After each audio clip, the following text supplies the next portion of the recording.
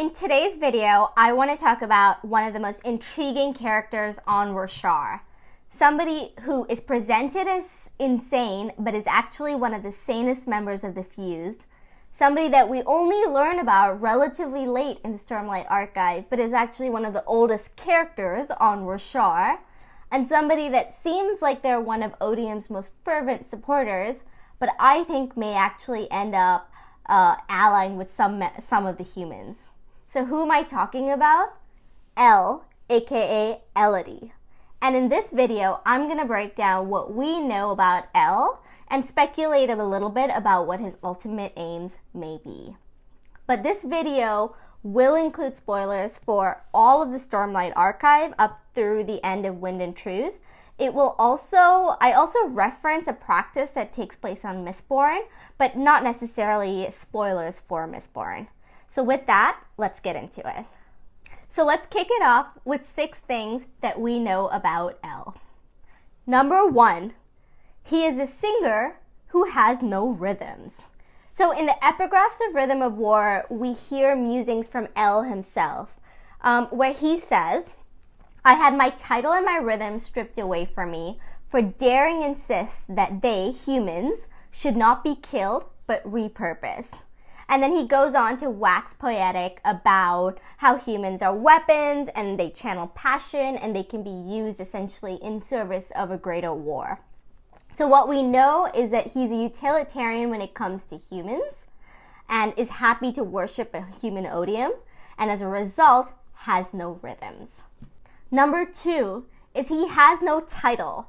So for the same reason that his rhythms were taken away from him, his title was also taken away from him. And we don't actually know what that title is. The only thing that we know is that it's a title that is now held by a human. And so it could be one that's held by Moash, i.e. the title of He Who Quiets. Number 3 is he kills the Pursuer, one of the worst and most odious members of the Fused. He wanted to test out Void Light to see if it actually permanently kills a Fused, and he chooses a Pursuer as his subject. In part, I think it's implied that because the Pursuer's desire for vengeance had gone too far. So it implies to me that he can distinguish between the more sane and the less sane members of the Fused.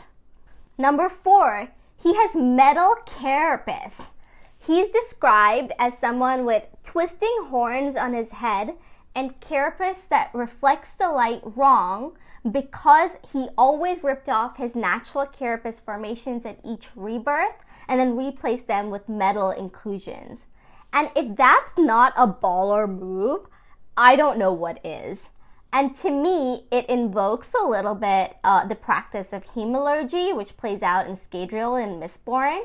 And I'm not suggesting that El is actually a hemalurgist, but I do think it may evoke hemalurgy and potentially could suggest that El has had contact with a hemalurgist or somebody from Scadrial. 5, he has a shard blade. At the end of Wind and Truth, El pulls out a shard blade to defend Venli and the listeners from one of the Fused.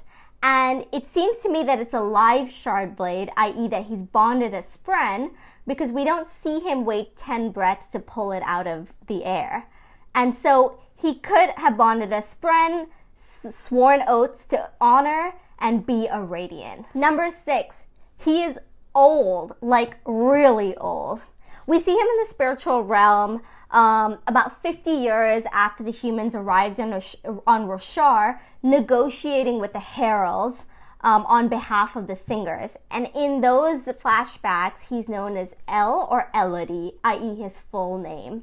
And even in those flashbacks, he comes across as old. He's described as having wrinkles on his face, and his carapace is turning white. So he may actually be one of the oldest characters on Roshar right now. So all of this comes together to make El one of the most singular characters in the Stormlight Archive. There's no one else quite like him. But what does he really want? And I think the answer lies in a Kedik, or a poem, that El wrote at the end of Rhythm of War to commemorate the restoration of the sibling. And I'll put the Ketic up, but what it says is, burdens our calling, songs of home, a knowledge, knowing a home of songs, called our burden.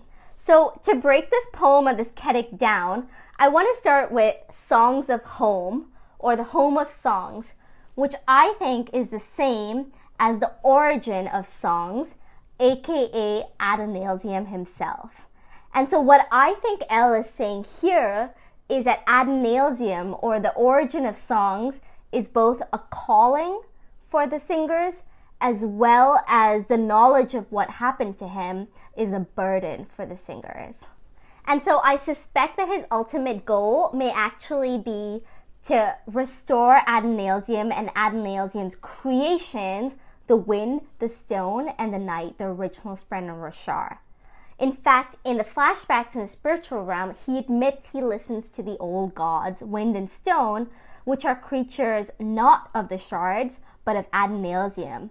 And the Ketic itself that I just talked about is written not for odium, but to commemorate the siblings' return, who is formed directly from the stone. So all of this to me adds up to the possibility that while El's alliance with odium, or now retribution, is short-lived or a short-term marriage of convenience, his ultimate goal may be something deeper, to restore Adonalsium or restore the wind, the stone, and the night.